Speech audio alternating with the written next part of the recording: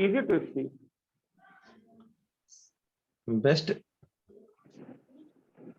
बहुत इजी है बेटा वो ये सेंटेंस बोलना जो अभी आपने हिंदी में बोला है। My Eid is very beautiful. भाई my Eid was very good, very fantastic, ऐसे।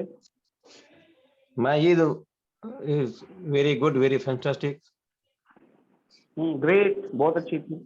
Grateful.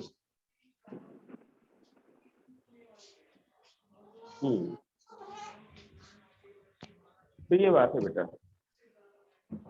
Yes sir. अच्छा ये बताओ, तीनों दिन किसी ने भी प्रैक्टिस किया था आप लोगों में से? I'm sorry sir, no sir. हाँ वो तो मैं जानता हूँ, फिर भी दिल रखने के लिए पूछ रहा था, अपना दिल बहलाने के लिए कि हो सकता है कोई कह दे हाँ सर किया था, झूठे ही कोई कह दे। लेकिन मुझे पता है किसी ने प्रैक्टिस किसी ने किया था, अब विधि से खाने पीने में। चलो कोई बात नहीं है, फेस्टिवल हो गया, अब वापस पढ़ाई की तरफ लौटते हैं। और बहुत से लोग तो ऐसे हैं जो दिख ही नहीं रहे, नजर ही नहीं आ रहे मुझे इसमें।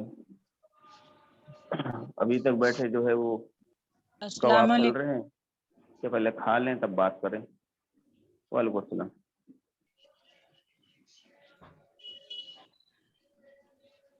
चलिए बताइए, without wasting the time, I was thinking to start the class and who is connected and who is not connected, it's not a matter.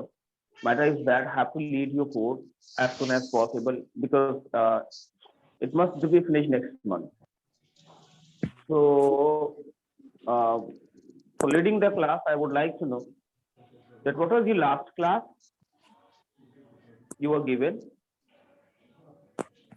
Your last class, this be one.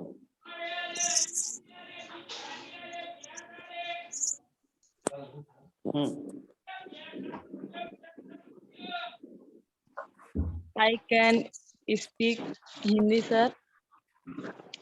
हाँ हाँ बोलिए। लास्ट क्लास तो shoulder, teacher and shoulder हुआ था। नहीं वो तो GD था, जीडी से पहले जो क्लास पढ़ाया गया था जिसमें होमवर्क देते हैं वो क्लास होता है।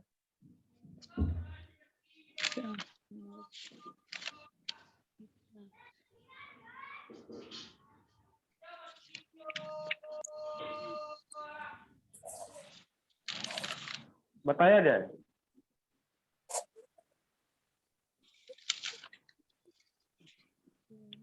अब कॉपियां अगर आप लोग खोल कर भी नहीं बता पा रहे हैं तो कैसे बताएंगे, बताइए।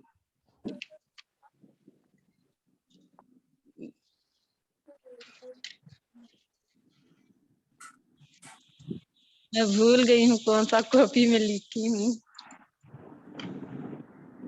तो बेटा कॉपी वही तो कह रहे हैं, कॉपी देखकर ही बताइए मुझे। अस्सलाम वालेकुम। वालेकुम अस्सलाम। एक्सप्रेशन की क्लास थी, the expression habit of. Expression habit of, है ना? Yes sir. अच्छा तो बताइए, are you in the habit of telling a lie? No sir, not in the habit of telling lie. अच्छा रिजवी बानो तुम बताओ, are you in the habit of backbiting? I am backbiting. बोलो I am in the habit of. No sir, नहीं मैं नहीं करती। तुम नहीं करती तो नहीं का जवाब कैसे होगा? I am not in the habit of. No, I am not in the habit of back biting. backbiting. Rizvi Bano बहुत वीक हो यार, कैसे काम चलेगा? बेसिक क्लासेस नहीं पढ़ी थी क्या आपने? हाँ सर, नहीं मैंने, मेरा ग्रामर वो कंप्लीट नहीं है सर। ग्रामर हम पढ़ाते ही नहीं, ग्रामर तो ग्रामर कंप्लीट होने से क्या मतलब? पास और परफेक्ट जो टेंस होता है उसमें मेरा कंप्लीट बिल्कुल भी नहीं है, इसीलिए मैं थोड़ा नहीं बोल पाती हूँ। नहीं, जो मैंने पढ़ाया था पास्ट प्रेजेंट फ्यूचर, ये आपने पढ़ा था कि नहीं पढ़ा था?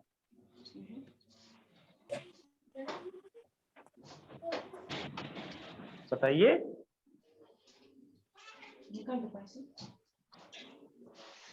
अरे बताइए भाई, पूछ रहे हैं रिजवी बानो। शायद पढ़ी थी। अब लो, आपको याद नहीं कि शायद पढ़ी थी कि नहीं पढ़ी थी? अगर नहीं पढ़ी थी या शायद पढ़ी थी, फिर भी आपको एप्लीकेशन के ऊपर रिकॉर्डेड लेक्चर मिलेंगे। आप जाइए वहां पे, उसको रिपीट करके पढ़िए भाई, ऐसे थोड़ी ना काम चलेगा, समझिए आप। ठीक। हाँ, उसको ओके। वहां से रिपीट करके पढ़िए, फिर उसमें ना समझ में आए फिर कंफर्म करिए कैसे क्या करना है, लेकिन एटलीस्ट अपनी तरफ से कोशिश तो करिए आप। ठीक है। ओके सर, तो ठीक है, करूँगी। हैबिट ऑफ पढ़ा था, यूज टू पढ़ा दिया, सारे क्लासेस आप लोग को मैंने शुरुआत की पढ़ा दी। अभी एडवांस क्लासेस भी बहुत सारी चीजें बाकी हैं पढ़ाना आप लोग को, उनके बारे में भी हम 1 by 1 डिस्कस कर लेंगे। देखिए, आपको वो मैंने पढ़ाया था डेयर, याद करिए, पढ़ाया था ना? Yes sir. Yes sir. अच्छा, वेरी गुड। और डेयर से एक क्लास मैंने पढ़ाई थी, रेज वाइस, याद है? सर कौन सी? Do you dare to raise voice? Yes sir. Yes sir, पक्का है? पक्का पढ़ाए हैं। नहीं, पक्का तो है नहीं, मतलब ये कि मैंने पढ़ाई थी, आपको याद है कि मैंने पढ़ाई थी ढंग से, आपने समझ लिया था, कुछ में मसला तो नहीं था, ये मैं पूछ रहा हूँ। और मैं ये थोड़ी ना पूछूंगा कि भाई आपको आपको समझ में कितना आया था, क्योंकि मुझे तो पता है कि जब आप आधे दिन क्लास करेंगे आधे दिन नहीं करेंगे, समझ में थोड़ी ना आएगा।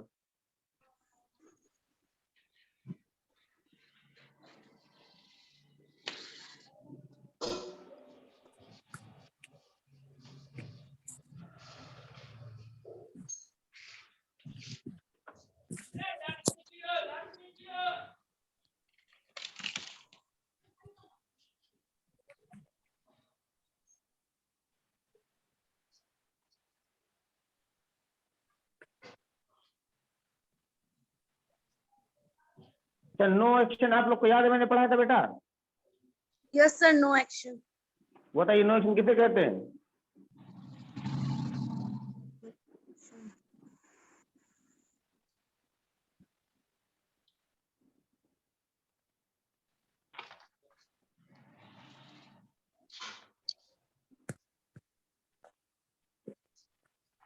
बताओ,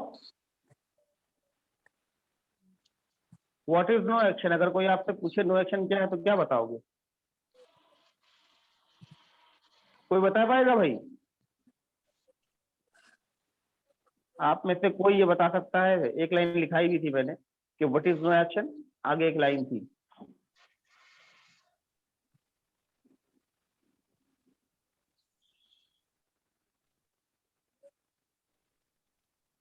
कोई नहीं बता पाएगा ना, वेरी गुड। तो बताइए, आप लोग अगर ऐसे पढ़ाई करेंगे तो पढ़ाने से कोई फायदा नहीं है, ना आपका पढ़ने से कोई फायदा है। मैंने एक लाइन लिखाई थी और अच्छे से बता दिया था कि इस लाइन को आपको एकदम दिमाग में बसा लेना है अपनी। एक लाइन थी, When what is action, no. when action, no action come with 3 position. हाँ, तो क्या है ये नो एक्शन है। हाँ सर। ये नो एक्शन है भैया।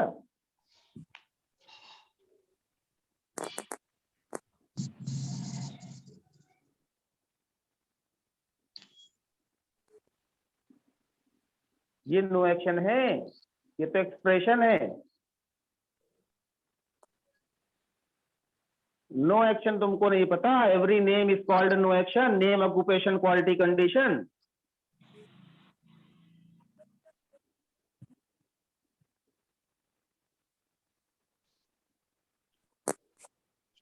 इतना अच्छे से तुम लोग खा लिए हो ना 2-3 दिन इधर, ये सब चीजें बाकी बाकी दुनिया जो है नजर नहीं आ रही तुम लोग को, खाली वही नजर आ रहा है कि यार अभी तो मुहर्रम तक चलेगा रखे हुए, है ना, Right. और कुछ समझ में नहीं आ रहा। चलो भाई, तुम लोगों के ऊपर तो मुझे लग रहा है टाइम वेस्ट होगा अगर हम ऐसे पूछेंगे तुम लोगों से, क्योंकि तुम लोग ध्यान देते ही नहीं हो बिल्कुल, और ध्यान देने वाले बच्चे आज ज्वाइन नहीं किए हुए हैं क्लासेस को, वरना वही 2 ही 3 स्टूडेंट्स हैं जो हर चीज का रिप्लाई देते हैं। बाकी तो सबके सब वैसे ही हो कि बस आपने एक फॉर्मेलिटी के लिए ज्वाइन कर लिया कि यार चलो पैसा दिया है तो चलो कनेक्ट हो जाते हैं, भले कनेक्ट करके दूर बैठकर अपना काम करते रहिए। बहुत गलत बात है ये सारी चीज, समझते नहीं हो आप लोग। वक्त है, मौका है, टाइम है, आप पढ़ भी लो। सफिया ने लिखा है every name is no action. Safia hand raise क्यों नहीं कर रही पहले बताओ, तुम लोग हैंड रेस क्यों नहीं कर रहे हो सबसे पहले ये बताओ।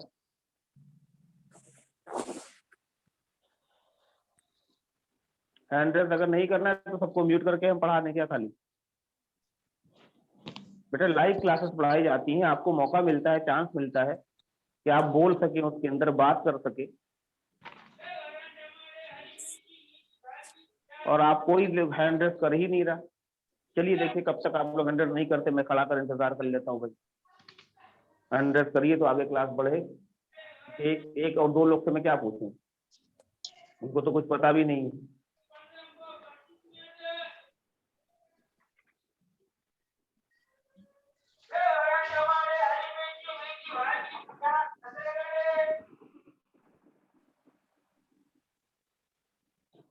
अयान अख्तर आए हैं, आसिफ खान आए हैं। बताइए भाई, पढ़ने वढ़ने में दिल लगता है आप लोग का?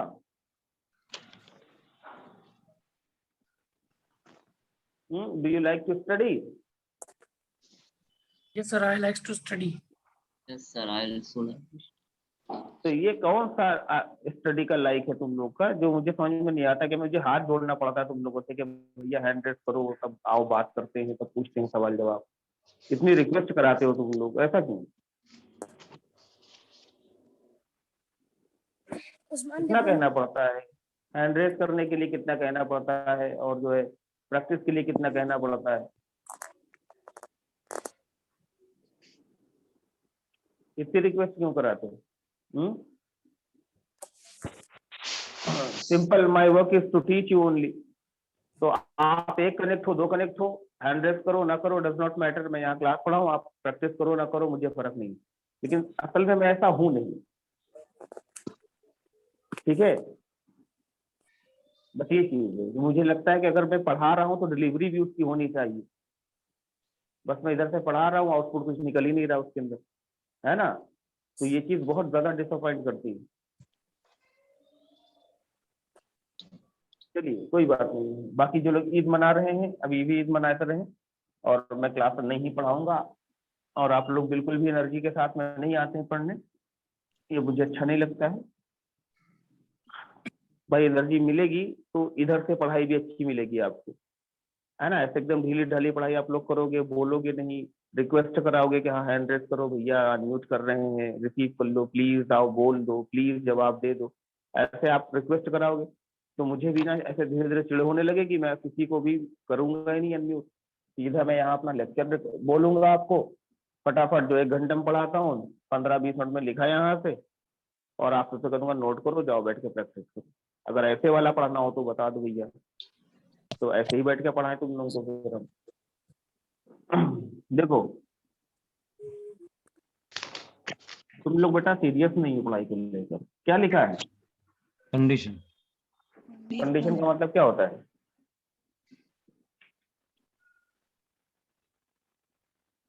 कंडीशन की मीनिंग क्या होती है? हिंदी में कंडीशन किसको बोलते हैं? शर्तें अटी लागू हो जाती है उसमें। किससे बोलते हैं बेटा? किसी चीज पर शर्तें लागू हो जाए सर।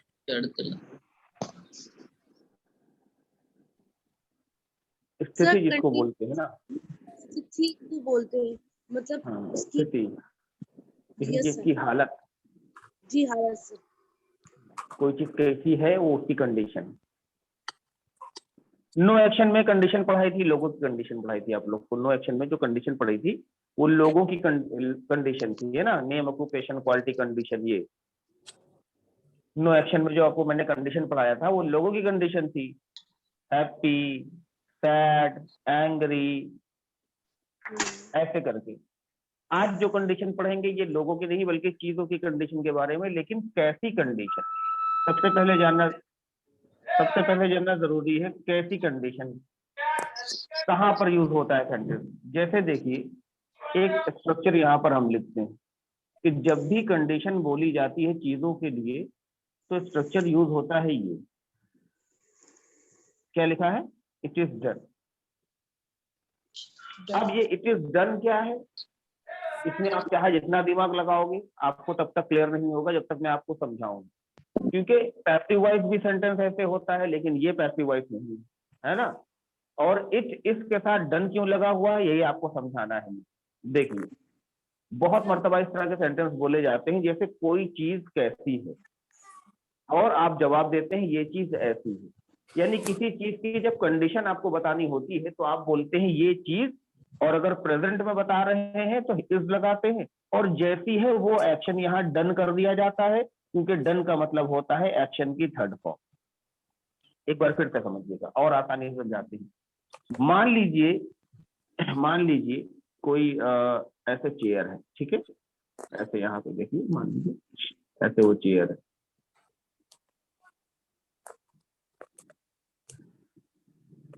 ऐसे चेयर है, बैठने वाली चेयर है मान लीजिए, है ना। अब ये चेयर है और यहाँ पर कोई व्यक्ति बैठने गया और बैठने ही जा रहा था कि लोगों ने उसे मना कर दिया कि भैया बैठना मत, डोंट सिट देयर। उसने कहा क्यों, क्या हुआ? तो उसने बोला चेयर जो है टूटी हुई। चेयर क्या है? टूटी हुई। तो अगर चेयर टूटी हुई है तो ये बात तो प्रेजेंट में वो बोल रहा है, लेकिन जब इस बात को आप इंग्लिश में चेंज करोगे ना तो आपको यही वाला स्ट्रक्चर यूज करना पड़ेगा, चेयर टूटी हुई है। तो यहाँ पर टूटना जो है वो एक्शन हो जाता है ना। और टूटने की इंग्लिश जो होती है वो ब्रेक होती है, और ब्रेक की थर्ड फॉर्म होती है ब्रोकन। ब्रेक की थर्ड फॉर्म ब्रोकन होती है। तो आपको जब ये बोलना हुआ कि भाई ये कुर्सी जो है वो टूटी हुई है, तो आप बोलोगे ये कुर्सी यानी ये चेयर, दिस चेयर है इज टूटी हुई, ब्रोकन। यानी easy sentence, chair is broken. या अगर इशारा करके बता रहे हैं तो बोलेंगे इट इज ब्रोकन, ऐसे इट इज ब्रोकन, ये टूटी हुई है। बात समझे?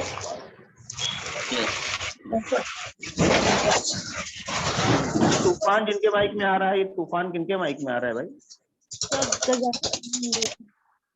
नाम बताइए किनके आ रहा है, जल्दी से बंद करें उनको। सर वो खुद ही अनम्यूट। बहुत बहुत धन्यवाद आपका।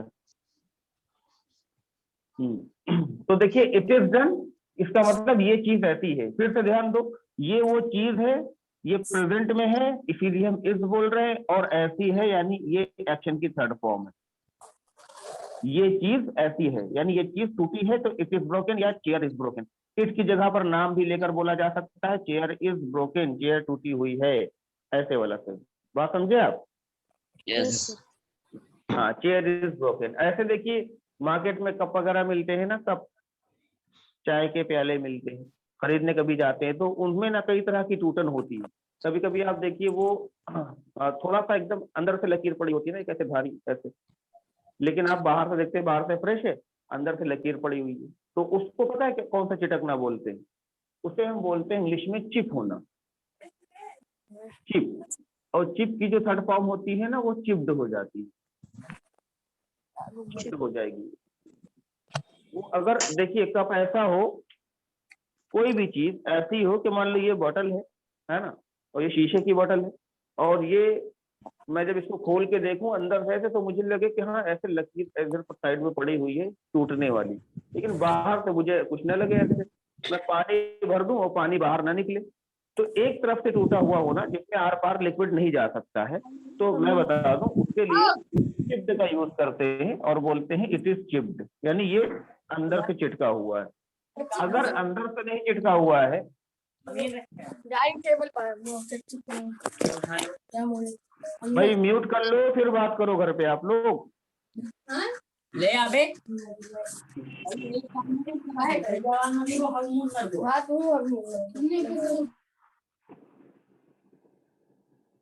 चलो, चिप्ड होता है और ऐसे ही होता है एक चैप्ड। चैप्ड बोलते हैं जब मान लो कोई भी ऐसी चीज है जो थोड़ी सी टूटी हुई है, जैसे पूरा कप है और थोड़ा सा साइड से ऐसे ऊपर से हल्का सा निकला हुआ है, अक्सर मार्केट में मिल जाता है, तो आप उसको देखते हैं बोलते हैं यार ये तो कप टूटा है ना, दूसरा कप दो भैया। तो क्यों आप मना कर देते हैं? क्योंकि आपको बोलना होता है इट इज चैप्ड, ये चैप्ड है, पहले से इसमें से थोड़ा सा निकला हुआ है, ठीक है, चैप्ड होता है। अगर टूटा ही हुआ है तो ब्रोकन। लेकिन अगर वो चिटका हुआ होता है कि पानी आर पार गिरने लगता है, तो उसे हम बोलते हैं क्रैक, और क्रैक की तरफ हम क्रैक्ड होती। तो बोलेंगे दिस कप इज क्रैक्ड, ये कप जो है वो एकदम पूरे से चिटका हुआ। ऐसे आप देखते हैं दीवारें कभी कभी होती है ना, तो दीवारें कुछ ऐसे दरार पड़ जाती है बीच में, उसे भी क्रैक्ड ही बोला जाता है। तो बोलते हैं wall is cracked, wall is cracked, ऐसे बोलते हैं। समझ रहे हैं आप लोग? वॉल इज क्रैक्ड यानी दीवारें चटकी हुई है, कप चटका हुआ है, इस तरह से देखिए बात करते हैं। और ऐसे ही और भी बहुत सारी चीजें हैं जैसे जिनकी कंडीशन हम ऐसे बताते हैं। देखिए एक वर्ड आता है नोच जाना, है ना, जैसे कुछ चीज ऐसे नोच लेता है ना, ऐसे नखोचा ले लेता है ऐसे यहाँ पर, उसको क्या बोलते हैं समझिए? स्क्रैच्ड, है ना, ये एक एच है बेटा, ये सी समझ जाना, है ना। स्क्रैच्ड, स्क्रैच का मतलब होता है जैसे आप ऐसे नाखून से किसी को स्क्रैच कर दे और हल्का हल्का सा खून निकलने लगे, उसको मतलब बहे ना खून निकल कर, हल्का हल्का सा ऐसे ऐसे लगे कि हाँ बस खून निकलने ही वाला, लेकिन खून निकल कर बहे ना। तो ऐसी जो लोग नोच लेते हैं ना, उसे बोलते हैं स्क्रैच, है ना। ये स्क्रैच, और क्योंकि आपको बोलना हो अगर कंडीशन में तो बोलते हैं स्क्रैच, इट इज स्क्रैच, यानी ये पूरी तरह से खुरचा हुआ है। कोई चीज है तो इट इज हो जाएगा, कोई व्यक्ति को खोचा आपने ऐसे कर दिया है तो ऐसे बोल सकता है यार माई हैंड इज स्क्रैच, ऐसे बोल सकता है माई हैंड इज स्क्रैच, यानी मेरे हाथ को नोचा गया है ऐसे करके, है ना। और एक तो होती है भयंकर वाली नोच, जिसको बोलते हैं कि हाँ ऐसे जोर से नोच दिया, पूरी खाल वाला उतर गई और खून निकलना शुरू हो गया, वो कहलाती है ब्रूज,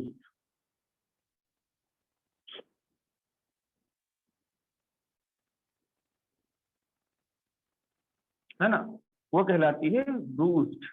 ब्रूज्ड का मतलब होता है बहुत भयंकर तरीके से नोच देना कि अंदर से ब्लीडिंग शुरू हो जाती है ना, इतना ज्यादा नोचना। तो उसको भी सेम स्ट्रक्चर है, देखिए स्ट्रक्चर बिल्कुल नहीं बदलने वाला है, ऐसे ही आप उसको बोल सकते हैं। नहीं के सेंस में इसको बोलेंगे, अगर कोई चीज ऐसी नहीं है तो इज नॉट, और इज नॉट की शॉर्ट फॉर्म आपको पता है इजन होती है, तो आप बोलेंगे इट इजन डन, यानी ये चीज ऐसी नहीं है। जैसे कोई कुर्सी पे बैठने वाला है, आपने कहा कि मत बैठो टूटी हुई है, वो जाकर बैठ गया और कह रहा है कि यार पागल हो कहाँ टूटी हुई है, तो बोलेगा chair is in broken, chair is in broken, chair टूटी नहीं है। बात समझे बेटा? ऐसे ही देखिए लॉक होता है, बंद होता है कोई चीज, तो चूंकि कंडीशन ही होती है वो, तो उसको हम ऐसे बोलते हैं लॉक्ड। जैसे दरवाजे पे ताला लगा है, बोलेंगे डोर इज लॉक्ड, है ना, लेकिन दरवाजा बंद है सिंपल, तो बोलते हैं डोर इज क्लोज।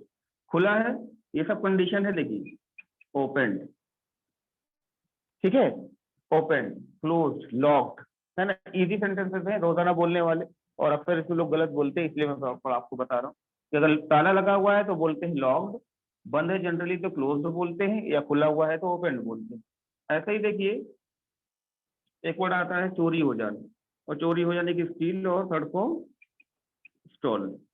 अब स्टोलन में जब मैं यहाँ पर सेंटेंस लिखता हूँ तो बहुत सारे सेंटेंस आते हैं दिमाग पे, जैसे अक्सर लोग बोलते हैं मेरा पर्स चोरी हो गया यार, तो मेरा पर्स चोरी हो गया, आप सिंपल कंडीशन से बोल सकते हो उसे, मैं बोलेंगे my wallet is stolen, my wallet is stolen, यानी मेरा पर्स जो है वो चोरी हो गया।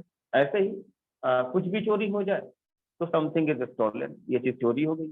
ऐसे लोग बोलते हैं यार मेरा दिल चोरी हो गया, बोलते हैं माई हार्ट इज स्टोलन, मेरा दिल चोरी हो गया, है ना।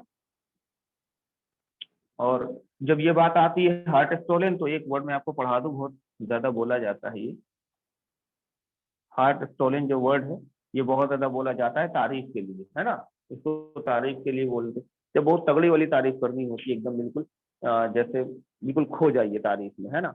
आप उनकी परफॉर्मेंस में खो गए और जो चीज सामने वाला कर रहा था तो उसको आपने इतना एंजॉय किया, इतना ज्यादा कि आप एकदम बिल्कुल दीवाने हो गए उस चीज के। तो आपसे पूछा गया भाई ये परफॉर्मेंस आपको कैसी लगी, है ना। तो अगर बहुत जबरदस्त पसंद आई तो आप बोलते हैं यार it is heart stolen performance, heart stolen performance, ऐसे।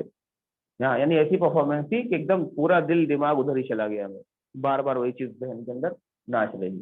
तो हार्ट स्टोलन एक वर्ड है जो तारीफ करने के लिए यूज किया जाता है। अगर आप रियलिटी शोज देखते होंगे तो आपने देखा होगा लोग इस वर्ड यूज बहुत ज्यादा करते हैं और बोलते हैं हार्ट स्टोलन। अभी समझे आप? अयान अख्तर, तुमको मैं इन्वाइट कर लूँ सर। Yes. हाँ भाई, शोर तुम्हारी तरफ से हो रहा था अयान? No, sir. हाँ, तो ये समझे हार्ट स्टोलन Yes. क्या क्या होता है बताइए। सर मतलब दिल का चोरी हो जाए, हार्ट स्टोन। हाँ, दिल चोरी हो जाने का मतलब नहीं कि दिल सच में कोई निकाल के लेकर चला गया, मतलब ध्यान तुम्हारा, है ना, ध्यान। पूरा ध्यान, दिल दिमाग सब उधर ही लगा हुआ है। तो कोई भी चीज हो सकती है जो हार्ट स्टोल कर ले आपको, है ना। Yes. बस मैं ये कहना चाहता हूँ, कुछ भी हो सकता है। कोई बहुत अच्छा सा आपको कुछ नोट्स अच्छे बना कर दे, या इतना अच्छा राइटिंग किसी का हो कि आप देखें तो आप बिल्कुल लगे अरे यार वाह क्या जबरदस्त राइटिंग है, हार्ट स्टोलन राइटिंग है तुम्हारी। ऐसे ये तारीफ करने के लिए वर्ड है, बस मैं ये बताना चाह रहा हूँ आपको, तो है ना, तारीफ लोगों की आप कर सकते हैं इस वर्ड के साथ में, हार्ट स्टोलन, समझे आप। Yes. तो ओपन हो गया, स्टोलन हो गया। ऐसे ही जैसे हार्ट स्टोलन होता है बेटा, तो ऐसे ही एक और वर्ड होता है हार्ट ब्रोकन। तो हार्ट ब्रोकन क्या होता है बताइए। दिल का टूट गया। दिल का टूटना हार्ट ब्रोकन नहीं होता है, जिसका दिल टूटा होता है उसे हार्ट ब्रोकन कहते हैं। Yes. हार्ट ब्रोकन, तो बताइए are you heart broken? No, sir. I am not heart. बोलो। I am not heartbroken. दूसरी भाषा में इसे ब्रोकन हार्ट भी बोलते हैं। Yes. चाहे ब्रोकन हार्ट बोल दो चाहे हार्ट ब्रोकन बोल दो, बात एक ही। तो ब्रोकन हार्ट लोग जो होते हैं ना, उनके साथ बहुत सारे सीन होते हैं, है ना, बड़े परेशान उदास हमेशा ऐसे, है कि नहीं। Yes. तो इसमें एक सीन मैं आपको बता दूं, याद आ गई मुझे बात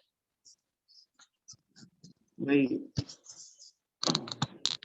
आपने कहा आप हार्ट ब्रोकन नहीं है, राइट। Yes. मुजीब आलम है मेरे ख्याल से, मुजीब आलम से कोई मेरी बात हो रही है, बेचारे रो रहे हैं तो कुछ एक मिनट।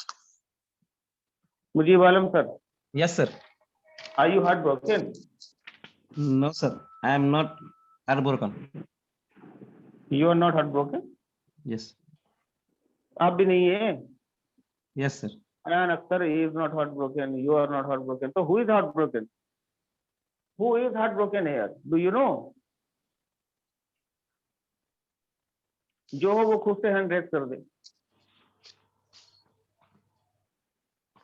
आशीन का हैंड रेज है, देखो, फिरदौसी रहमानी का भी रेज है, रिजवी बानो का भी रेज।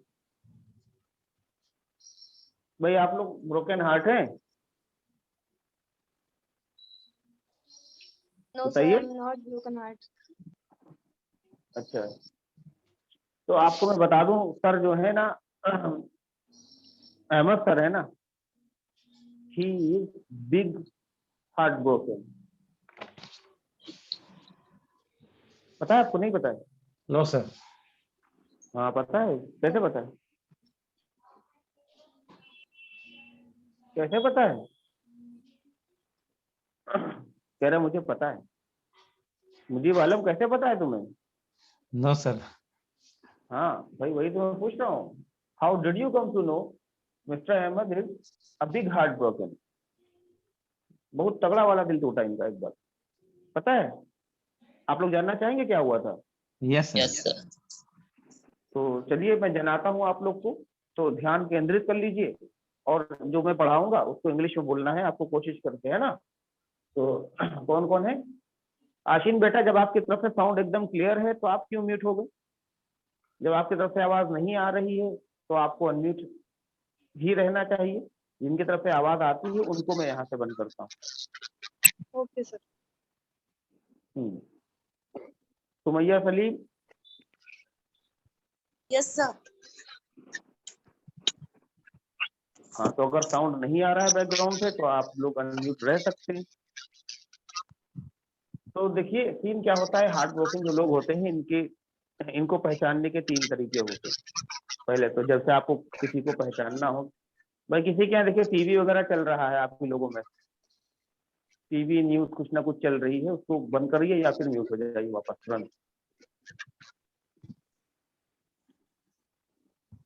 हो जाइए।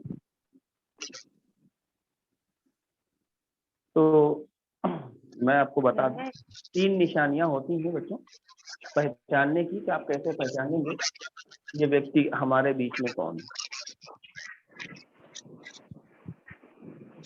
इसीलिए तो मैं आप लोग को म्यूट ही रखता हूँ, क्योंकि आप लोग जानते हैं कि हाँ ये आवाज मेरी तरफ से जा रही है, तो आप अपने आप को म्यूट नहीं करेंगे।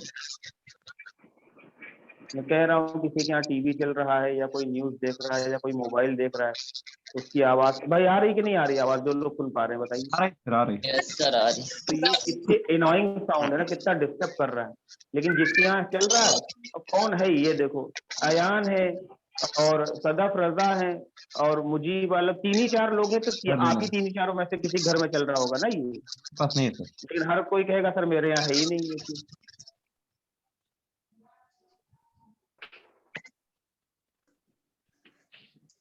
किसने बंद किया?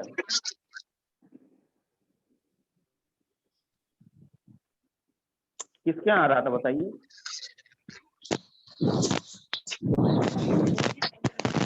अच्छा पहले ऐसा होता था कि ये माइक ग्रीन होने लगता था जब माइक एक्स्ट्रा आवाज आती थी, अब ऐसा होता ही नहीं है।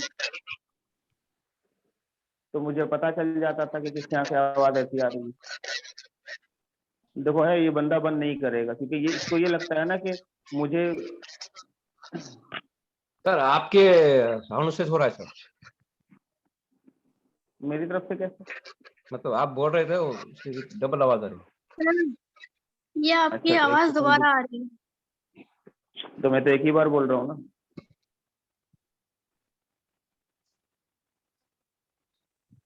अभी भी रिपीट हो रही है? जी सर। No sir. तो मैं फिर से ज्वाइन करूँ क्या? हाँ सर, यस सर।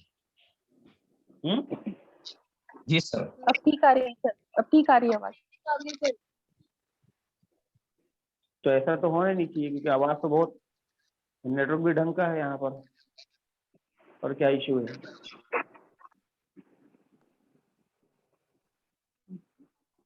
चलो फिर तो हार्ट ब्रोकन यानी हार्ट ब्रोकन कहिए या ब्रोकन हार्ट कहिए, बात एक ही है।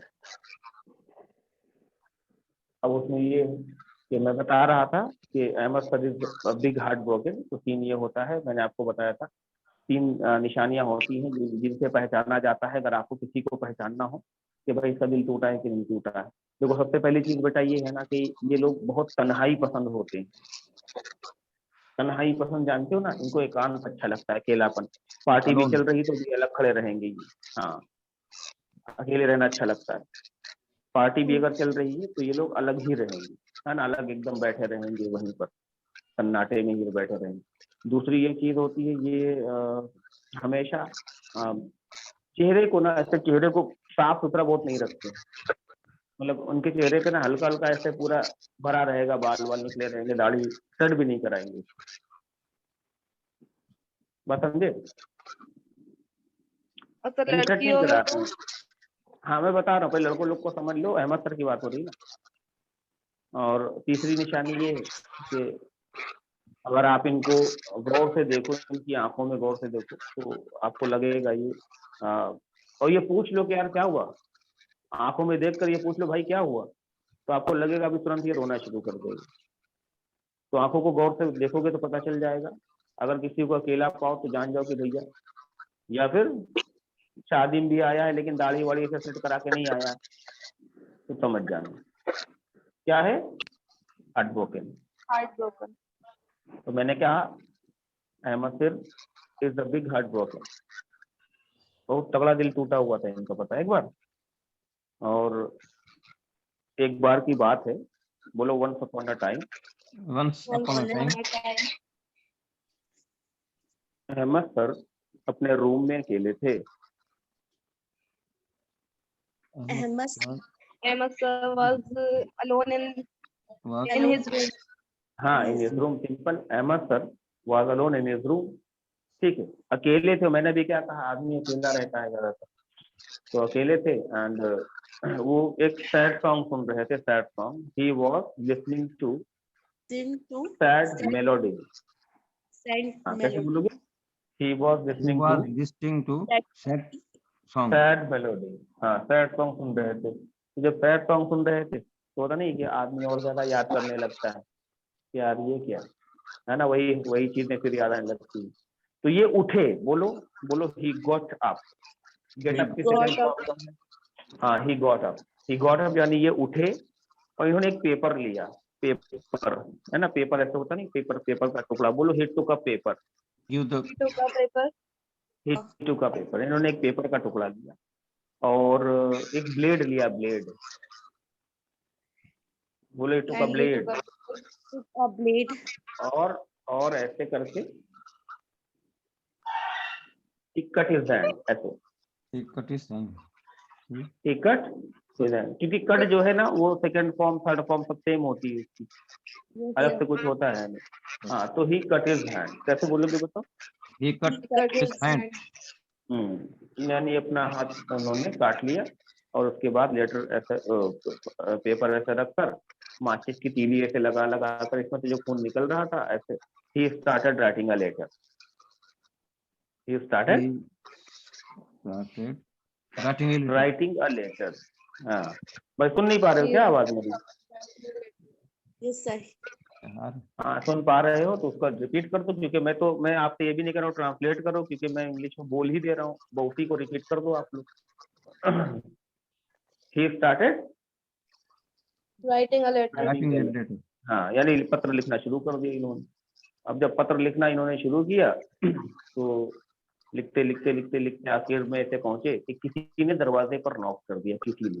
अब ये किसी ने को हम क्या बोलते हैं बताओ? Someone knocked simple, the door someone, at the door. somebody, knocked. हाँ, कुछ भी बोल सकते हैं। तो समवन नॉक के नॉक्ड पास्ट में है, समवन नॉक्ड हो जाएगा, है ना? Someone knocked the door, At the door. किसी ने दरवाजा खटखटाया। Not the door. Someone knocked the door, बस सिंपल है ना, एट लगाने की जरूरत नहीं, दरवाजे पर खटखटाया का ऐसा कुछ नहीं है। नॉक्ड द डोर, तो दरवाजा खटखटाया। तो अब बंदा देखो, अगर ब्लड से कोई लेटर लिख रहा हो और दरवाजा भी खटखटा दे, टेंशन हो जाएगी नहीं हो जाएगी? Yes. तो यहीं से पूछा कौन है, तो कैसे पूछेंगे बताइए? Who Who is is- there? Who is Who- there? Who is there, या सबसे अच्छा तरीका होता है पूछने का, हु इज दिस। क्या बोलते हैं? Who is this? हाँ, हु इज दिस, कौन है? पता है कौन था? बहुत उनके खास फ्रेंड थे, बहुत अच्छे वाले, बेस्ट फ्रेंड। वो थे mister Shadab. Is this friend? This is Shadab. क्या कहा? Shada. हाँ, तो जब कहा दिस इज शादाब तो टेंशन हो गई कि यार ये कहाँ से आ गए। यानी दोस्त थे और मैं पत्र लिख रहा हूँ, हाथ कटा हुआ है, ब्लीडिंग हो रही, तो अभी तो अगर देख लेगा तो जिंदगी भर तो हमको ऐसे ही चिढ़ाएगा ही कि भैया मजनू बने थे ये अपनी जवानी में, है ना, हाथ वाथ काट के लेटर लिख रहे थे ऐसे। बुढ़ा जाएगा तब भी तो करे तो क्या करे, तो टाल दिया इन्होंने, है ना, ऐसे किसी तरह से कि निकल जाए, चला जाए। हाँ, दूर से ही, अबे भाई बाद में आना, अभी कमरा बहुत गंदा है, सफाई कर रहे हैं, ऐसा वैसा। लेकिन इतना कहने के लिए इनको वो जगह छोड़कर जानी पड़ी जहां पर ये पत्र ऐसे लिख रहे थे, ऐसे ऐसे। वो छोड़कर दरवाजे के पास गए, दरवाजे को मतलब ऐसे इस तरह से आधा खोलकर झांका बाहर के, भाई चले जाओ, ऐसा वैसा, है ना, बहुत कमरा गंदा। अंदर आने नहीं दिया, बहाने से फिर कमरा वापस से लॉक कर लिया। लॉक करने के बाद जब वापस गए जहां पर पत्र लिख रहे थे, बात समझिएगा, जहां पे पत्र लिख रहे थे तो देखा वहां है ही नहीं लेटर। अब आप बताओ लेटर गया कहाँ? सर उड़ गया। उड़ गया। उड़ के कहाँ चला जाएगा? आसमान में, कमरे के अंदर से। लेटर सर लिख जल रहे गया थे, जल जहाज जहाज नहीं बना रहे थे लेटर का। सर जल गया जल क्या हो गया? जल गया स्टॉल होगा सर, जल स्टॉल। स्टॉल। नहीं बेटा, लेटर वहीं पर था, लेकिन पता है ये जो लेटर था ये ना, जब इन्होंने ढूंढना शुरू किया तो लेटर मिल ही नहीं रहा था। फिर एक जगह से एक ऐसे टुकड़ा मिला, छोटा सा, ऐसे समझ लो पेपर का टुकड़ा है। तो देखा कि यार ये तो लेटर है मेरा, टुकड़े में कैसे चला गया है ये। फिर आगे बढ़े, देखा एक और टुकड़ा है, बिस्तर के नीचे एक और टुकड़ा ऐसे पड़ा हुआ है, बेड के नीचे एक पड़ा, सोफे के नीचे, ऐसे 4-5 टुकड़े ऐसे उठाकर हाथ में लेकर आए। अब देखो बंदे को टेंशन होगी नहीं होगी कि यस यार सर। ब्लड से लिखा था, किसी ने फाड़ दिया। तो अब यहाँ पर आएगा गुस्सा, और जब गुस्सा आएगा तो आदमी सवाल तो पूछेगा कि भाई ये लेटर फाड़ा किसने। अगर ये सवाल पूछना हो कि ये काम किसने किया है, यानी ये लेटर फाड़ा किसने है, तो कैसे बोलोगे बताओ मुझे जरा सा। हु से शुरू होगा और इसको हैव या हैव से बोलते हैं। तो हु हैव डन दिस, और डन में क्या किया है, फाड़ दिया है। फाड़ने की इंग्लिश होती है टीयर, टीयर की थर्ड फॉर्म होती है टॉन। समझे? देखो यहाँ पर भी आपको कंडीशन मुझे ये पढ़ानी है। टॉन होता है TORN, टॉन, आर साइलेंट होता है। जब कोई चीज फटी हुई होती है तो हम बोलते हैं इट इज टॉन। क्या बोलते हैं? टॉन। इट इज टॉल हाँ, it is torn, torn, R silent है, इट इज टॉन, यानी ये फटा हुआ है। कपड़ा भी फटा हुआ होता है ना, बोल देते हैं इट इज टॉन, यार शर्ट फटी है तुम्हारी, यार ये शर्ट इज टॉन, ऐसे करके बोलते हैं। तो उन्होंने गुस्से में बोला who has torn my letter. क्या बोला? Who has torn my letter. Who has torn my letter, किसने मेरा लेटर फाड़ा, ये बता दो। गुस्से से चिल्ला रहे थे who has torn my letter, लेकिन कोई जवाब ही नहीं दे रहा था। कौन बता देगा कि मैंने फाड़ा है, हम पीटो उनकी। तो जब किसी ने जवाब नहीं दिया तो इन्होंने कहा ठीक है बताओ मत, लेकिन ये जान लो जिस किसी ने भी लेटर फाड़ा है ना, जिस किसी ने भी, तो जिस किसी ने भी लेटर फाड़ा है, तो ये जो कोई भी या जिस किसी ने भी, ये जो वर्ड होता है ना, इसको बोलने के लिए हम पता है क्या यूज करते हैं? हम बोलते हैं हु सो एवर। ये एक ही वर्ड है, देखिए who so ever. Who so ever का मतलब होता है जो कोई भी या जिस किसी ने भी। Whosoever have torn my letter, जिस किसी ने भी मेरा लेटर फाड़ा है, whosoever has torn my letter। अच्छा नहीं हुआ, उसके लिए अच्छा नहीं, तो उसके लिए अच्छा नहीं बोलेंगे simple, this is not good for him. देखिए कितना इजी सेंटेंस है, एक बार फिर से दिमाग लगाइएगा। जब आपको पूछना होता है किसने ये काम किया है, तो बोलते हैं हु हैज और वो काम। जैसे किसी ने गाली दे दी, आपने बोला किसने गाली दिया है, हु हैज अब्यूज्ड। किसने मारा है, हु हैज स्लैप्ड, है ना। और किसने मेरी जो है शर्ट फाड़ दी है, who has torn my shirt. ऐसे किसने मेरी कॉपी पर लिख दिया है यार, who has written on my notebook. ऐसे बात समझे? यानी किसने ये काम कर दिया है, who has action third form हो जाएगा। और यहाँ पर जब आपको बोलना हो जिस किसी ने भी ये काम किया है, तो whosoever has done, यानी यहाँ पर एक्शन कोई भी हो सकता है। देखिए जहां पर ये टॉन लिखा हुआ है और ये यहाँ पर कोई भी एक्शन हो सकता है, यानी जिस किसी ने भी ये काम किया है ना, जैसे whosoever has torn my letter, whosoever has torn my letter, जिस किसी ने भी मेरा लेटर फाड़ा है ना, this is not good for him, उसके लिए अच्छा नहीं। जैसे कभी कभी होता है ना, शर्ट, जैसे ये टी शर्ट है, शर्ट, इसको दो तरह से होता है। एक तो ऑइंड होता है, यानी प्रेस किया हुआ, उसे हम ऑइंड बोलते हैं। देखिए आयरन, जिसको हम बोलते हैं आयरन, आयरन बोलते हैं बेटा, तो ईडी लगा देंगे, ये एक्शन भी है। लेकिन आर साइलेंट होता है क्योंकि आई एक क्या है, वोवेल है। आई के बाद आर आएगा तो आर को हम साइलेंट करके पढ़ते हैं ऑइंड। देख लीजिए ऑइंड पढ़ते हैं इसे, ऑइंड, ऐसे करके पढ़े, ऑइंड, ऑइंड शर्ट, है ना। तो अगर किसी की शर्ट के वो खूब अच्छे से किसी ने ऐसे प्रेस वगैरह करके रखा हो तो हम बोलते हैं शर्ट इज ऑइंड। कैसे बोलते हैं बताओ? Shirt is ironed. हाँ, शर्ट इज ऑइंड यानी शर्ट पे प्रेस किया हुआ है। यानी ये बोलने की जरूरत नहीं है भाई। देखिए बहुत इजी सेंटेंस है, बहुत ही ज्यादा ये टिपिकल है, लेकिन लोग इसे बहुत ही ज्यादा डिफिकल्ट समझते हैं। उनको लगता है कि यार ये क्या, ये कैसे बोला जाएगा यार, मेरी शर्ट पे प्रेस है यार, ये कैसे बोले यार मेरी शर्ट पे प्रेस है। आदमी कंफ्यूज हो जाता है, जबकि इतना आसान सेंटेंस है। कैसे है?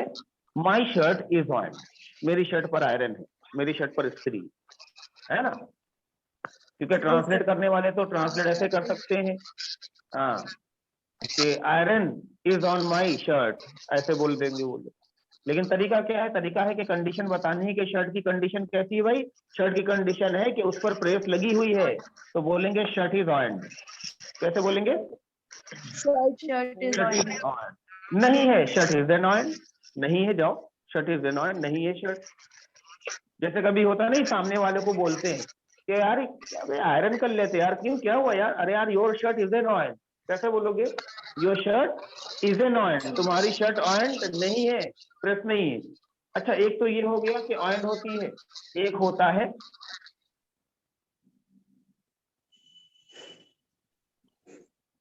क्रम्पल्ड। क्रम्पल का मतलब होता है सिकुड़ा होना। सिकुड़ा समझते हैं ना? Yes sir. सिकुड़ जाना है ऐसे, बिल्कुल जैसे कोई कपड़े को खूब ऐसे ऐसे आप कर दो, जब खोलोगे तो एकदम अजीब सा हो जाएगा, वो सिकुड़ा हुआ हो जाएगा, राइट।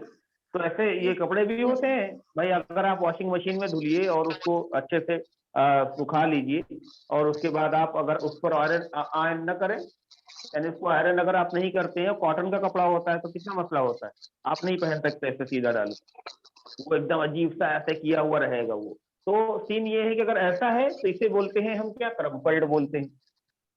कंडीशन है तो क्रम्पल्ड है। क्रम्पल का मतलब होता है सिकुड़ना, लेकिन क्रम्पल्ड का मतलब सिकुड़ा हुआ।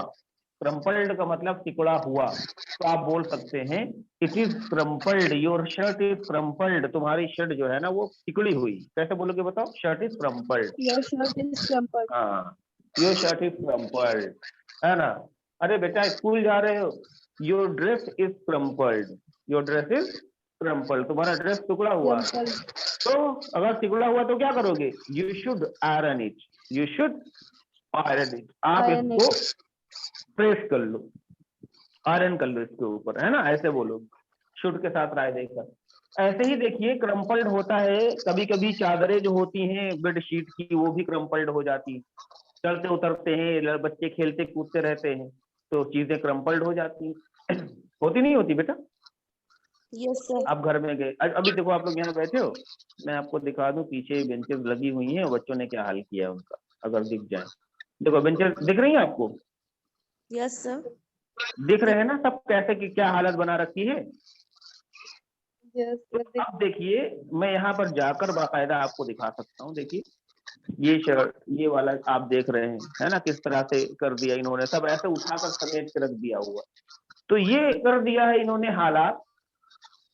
और जब इस तरह का सीन, जब इस तरह का सिचुएशन आपके साथ में हो, समझिए, यानी आप घर में गए, रूम में गए, आपने देखा रहे यार चादर क्या हालत कर दी, मम्मी बेडशीट इज क्रम्पल्ड। कैसे बोलोगे? Bedsheet is, crumpled. हाँ क्रम्पल्ड, चादर एकदम सिकड़ी। तो मम्मी उधर से कहेंगी तो बेटा बता क्यों रहे हो, सही कर दो। तो जब ये बोलना होगा सही कर दो, तो इंग्लिश में कैसे बोलोगे? एक रेडीमेड सेंटेंस आता है बोलने के लिए जिसे बोलते हैं सेट इट राइट। क्या बोलते हैं बताओ? Set it right. हाँ, सेट इट राइट लिखा है बेटा, ये समझ जाओगे ना, बहुत खतरनाक लिखते हैं। हाँ, आप सब सेट इट राइट, इसका मतलब होता है सही कर दो, है। Bedsheet is crumpled, set it right. बात समझे आप? Bedsheet is crumpled, set it right. Benches are crumpled, set it right.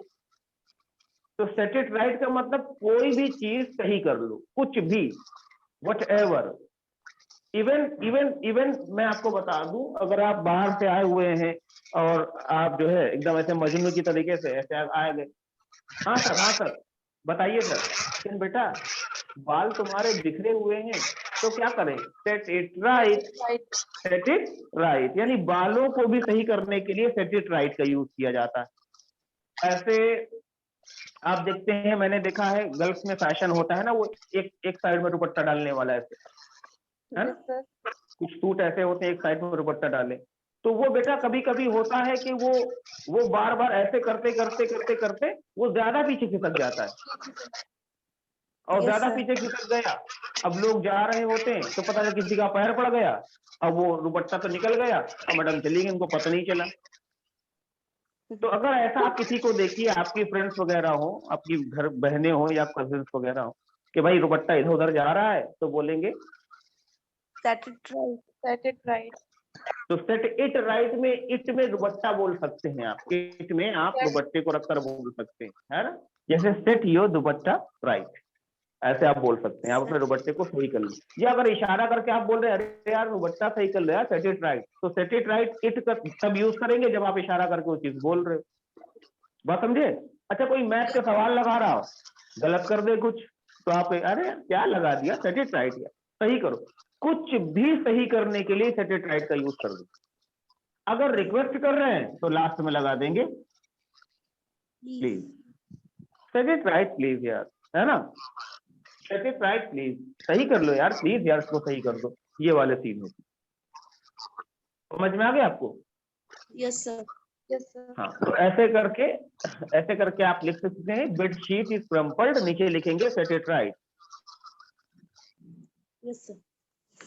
हाँ, अगर राय देनी होगी तो भी सेट इट राइट का यूज कर सकते हैं, है ना, जैसे you should set it right, तुम्हें ये चीज सही कर लेनी चाहिए। एक बार फिर से समझ लीजिए, सेट इट राइट कुछ भी सही करने के लिए होता है, कुछ भी सही करने के लिए, है ना, कहीं पर भी यूज कर सकते हैं इसका। तो क्रम्पल्ड समझ में आ गया, क्रम्पल्ड मतलब सिकुड़ा हुआ। आपने किसी से कहा भाई जरा सा एक नंबर लिखना है भाई, थोड़ा सा एक पेज दे दो निकाल कर, उसने पेज दिया ऐसे एकदम मुड़ा हुआ है, आपने कहा भैया इस पे क्या लिखे यार, इट इज क्रम्पल्ड, तो इट इज क्रम्पल्ड यानी ये एकदम सिकुड़ा हुआ है, फेंक दिया आपने ऐसे करके, बात समझे बेटा। Yes, sir. ऐसे ही आपने देखा होगा कुछ लोगों की जो खालें होती है ना वो सिकुड़ जाती हैं ऐसे, ऐसे, Yes, sir. है ना, देखो ऐसे एकदम मिली हुई होती है, मेरी तो नहीं है ना, लेकिन जैसे मेरी दादी है, नानी है, उन सब की खाल एकदम ऐसे होती, यहाँ पे ऐसे होगा, गले वाले के पास पूरा, चेहरे पे भी ऐसे होगा, क्या बोलेंगे, अगर चेहरे के ऊपर सिकुड़न बहुत ज्यादा है तो बोलेंगे your face, Your face is crumpled. हाँ योर फेस इज Crumpled. हाँ क्रम्पल्ड, है ना, Yes, sir. Crumpled. चेहरा सिकुड़ा हुआ है, तो जो चीज क्रम्पल्ड होती है उसको हम लोग आयरन करके सही कर लेते हैं भाई, प्रेस करके सही कर लेते हैं ना, तो चेहरे के ऊपर भी ऐसे प्रेस करके ऐसे दादी क्या ऐसे चिकना कर लेंगे एकदम, उसके हाथ वाथ के ऊपर ऐसे बढ़िया कर लेंगे ना, No, sir. तब काहे बोल दिया है। Sir.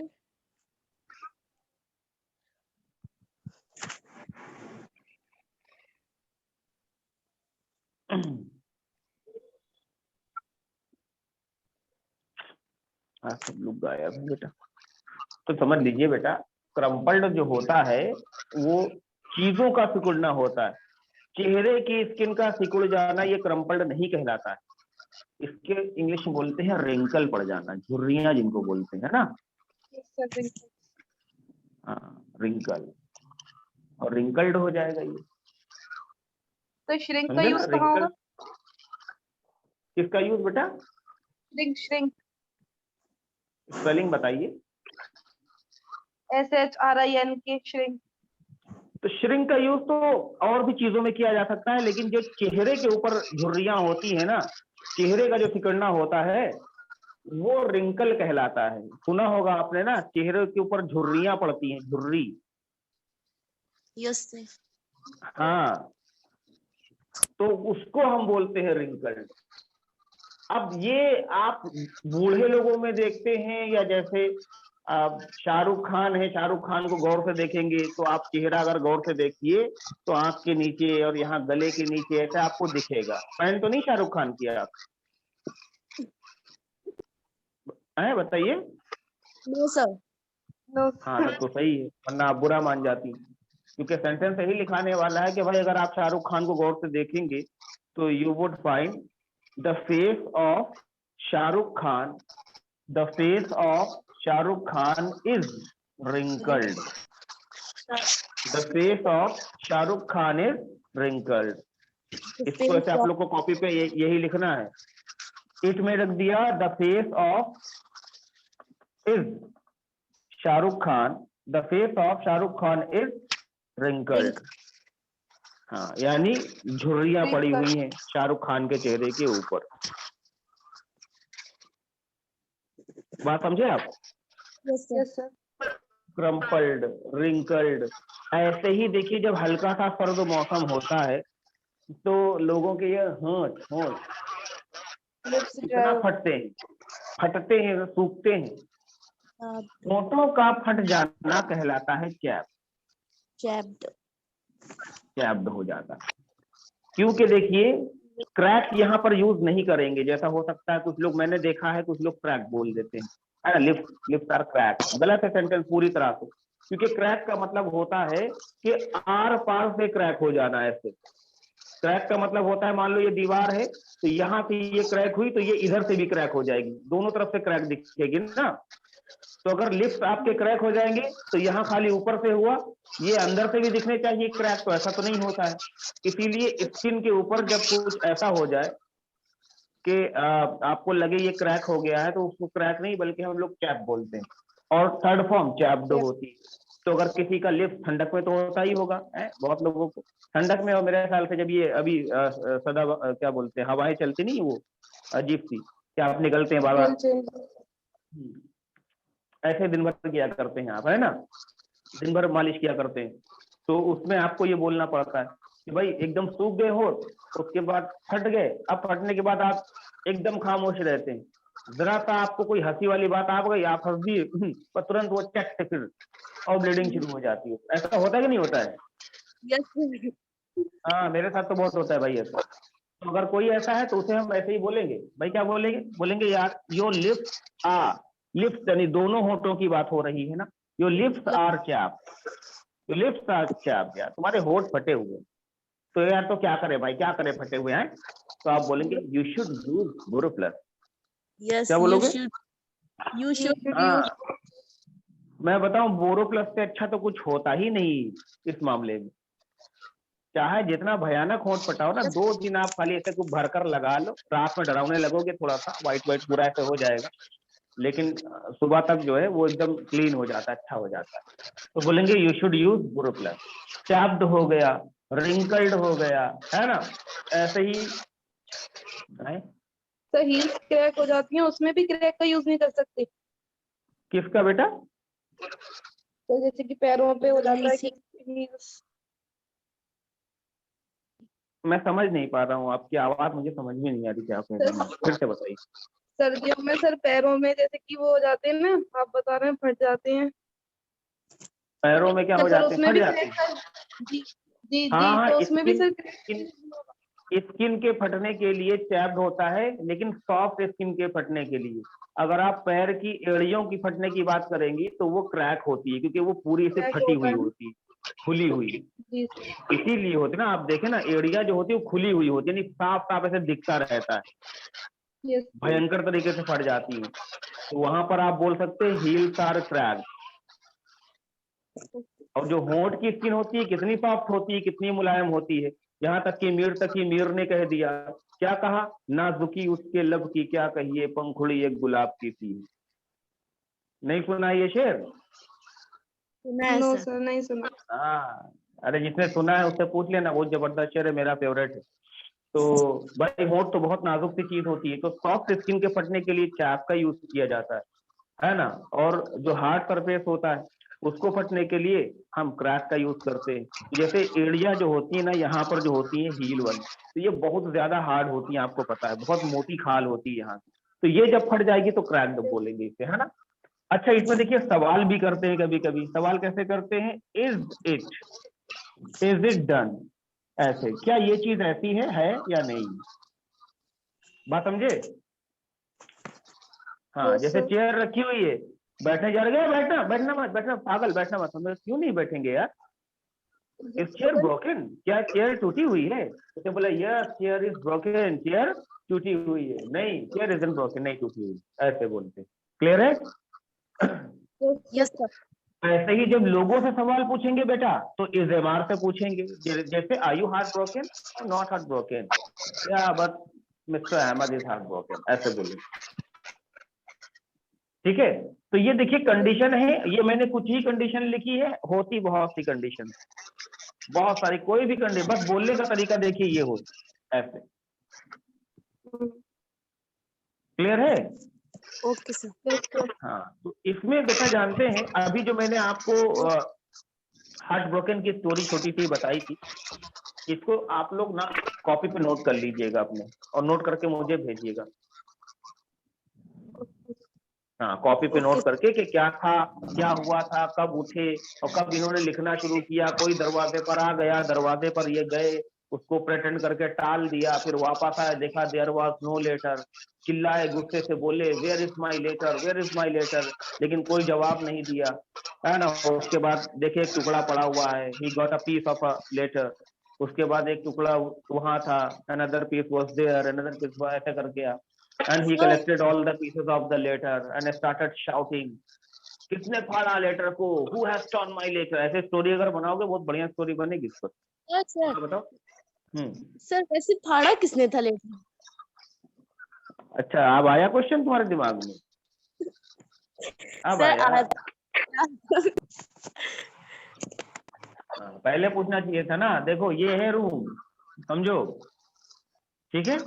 यहाँ पर अहमद सर हैं, लेटर लिख रहे हैं, और यहाँ पर है दरवाजा मेन, समझो बेटा, जहां से नॉक किया था इनके फ्रेंड ने, शादाब सर ने, यस समझे। सर। और यहाँ पर है एक बैक डोर, ये वाला बैक डोर।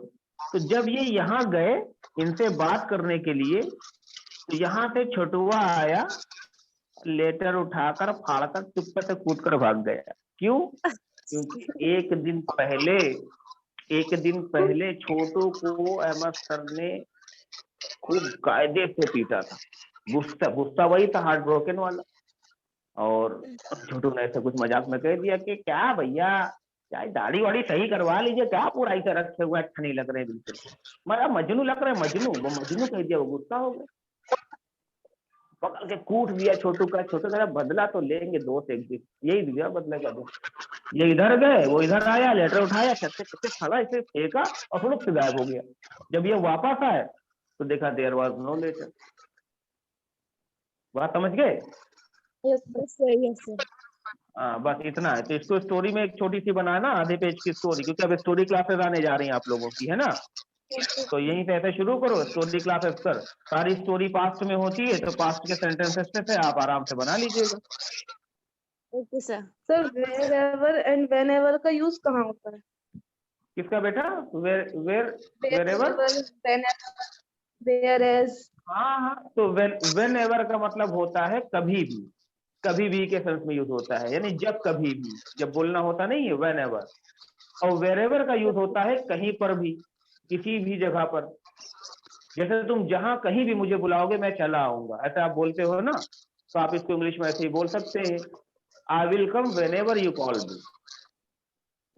जब कभी भी तुम मुझे बुलाओगे तो मैं चला आऊंगा, तो when ever you call me.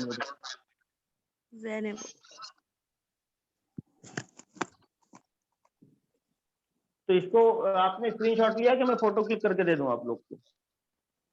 Sir आप भेज दीजिएगा।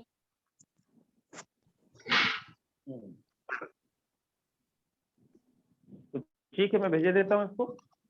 और चलिए इंशाल्लाह मिलते हैं कल। भैया थोड़ा सा बकरीद खत्म हो गई है, इस बात का ध्यान रखें आप लोग। बाकी जो लोग जितने बैठे हुए हैं ना, नल्ला नारी रखे हुए, तो इस बात को ध्यान देके हो गया है ना, पढ़ाई करें पढ़ से, फिर बात करते हैं आप लोगों से, ठीक। चलिए, Yes. Assalamualaikum. वालेकुम।